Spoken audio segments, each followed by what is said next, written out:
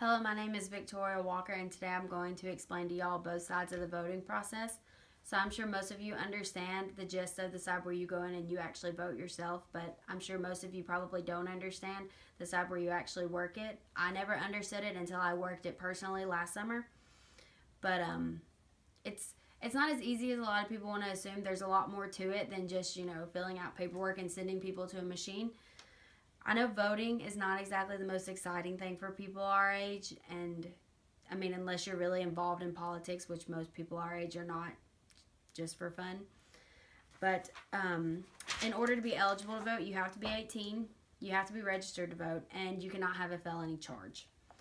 There are several different jobs you can working behind the scenes of the voting. And you can be an officer, which these people run the precinct that you're working at. So if anything goes wrong, they have to take care of it. There's the registers, which theirs is kind of self-explanatory. They do all the paperwork. So when you come in, you'll go see them and you'll have to show them your photo ID, which can be a driver's license, a college ID, a social security card, anything that can prove that you are you. And you'll also have to fill out a little slip of paper that's going to be your full name, your current living address, and whether or not you are voting Democratic or Republican. For example, well, in this election anyways, Democratic or Republican, it varies based on the election. Once you finish filling out that piece of paper, you will then come see the JBC operator, which is the job I work. JBC stands for the Judge's Booth Controller. And it can be kind of intimidating because they pull out this machine and it has all these buttons and all these numbers. But in this election, I only have to worry about 2 different buttons. You'll come and you'll hand me your piece of paper. And if, you voted one way or the other, I'll press a button according and it'll print out a 4-digit access code. So last week, I early voted and this was my 4-digit access code. You do have to be careful because if I give you an access code before machines open, your access code will become invalid and I get in a lot of trouble. Last but not least, there are machine operators, and once I give you your 4-digit access code, they will escort you to a machine. If there are any kind of issues or problems or concerns with anything, questions, they're there to help you. They do end up getting the grunt of it sometimes because they have to deal with people who are going to complain. Because on the Republican side, these are all delegates. You have to scroll through. So if you want to vote for someone way down here, you have to keep scrolling on the dial until you get there. This is, and from my local paper, this is the ballot for the election.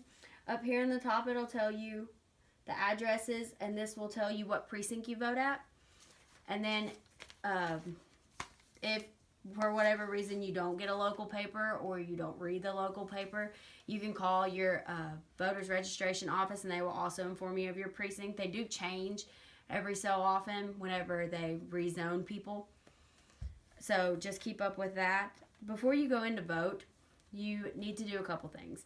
You need to do some research on who you're voting for so you know what they believe in, and if you don't agree with it, you don't vote with them, and so on. You need to have all the stuff that's needed. You need to have your photo ID, your registration, know your address. Hopefully people would know that, but know your address.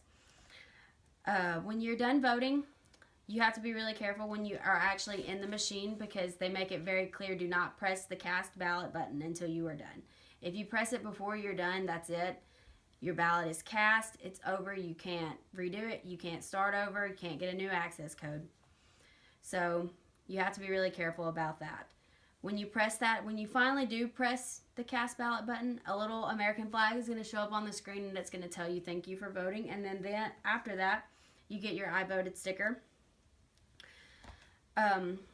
There is what's called the State Election Commission, and pretty much their job is to make sure that everybody does their jobs correctly. They kind of run the show. If there are any serious issues, that's who you contact, which I don't know how often they have to be contacted during elections. But that information is from the Tennessee Blue Book. According to my dad, that's a very important book. He's very political. I understand that voting is not, as I said earlier, is not exciting for people our age, but it is very important that you give your opinion and you vote. If you want to become involved in your local government, you can go to your voters registration office and you can find out ways to become involved. You can work elections. There are other things you can do.